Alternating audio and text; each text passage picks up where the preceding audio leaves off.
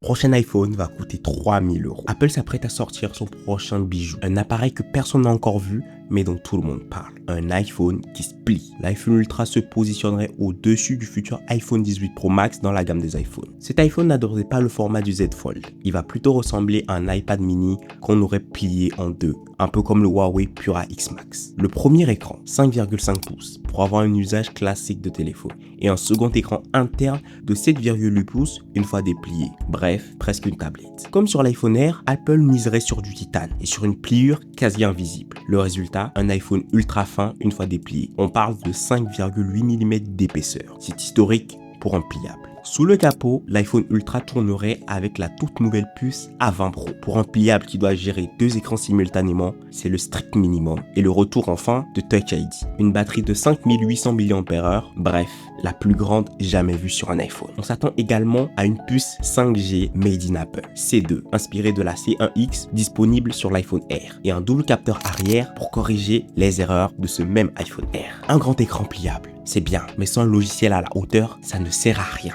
C'est là qu'iOS 27, voire même un nouvel OS, comme foldOS, entrerait en jeu. Apple devrait adapter son système pour tirer pleinement parti de son produit. Un multitâche avancé, des barres latérales, des transitions fluides. Bref, l'iPhone Ultra sera à mi-chemin entre un iPhone et un iPad. Selon Mackerman, l'iPhone Fold serait en pleine phase d'essai. Le scénario le plus probable, c'est qu'il soit annoncé en septembre 2026, lors de la keynote d'Apple, par le nouveau CEO, John Ternus. Et pour la commercialisation, on tablerait plus sur décembre 2026, voire même janvier 2027. Alors, est-ce que tu vas craquer pour l'iPhone Ultra à 2000 €? T'en penses quoi? Dis-le moi en commentaire. Et surtout, abonne-toi.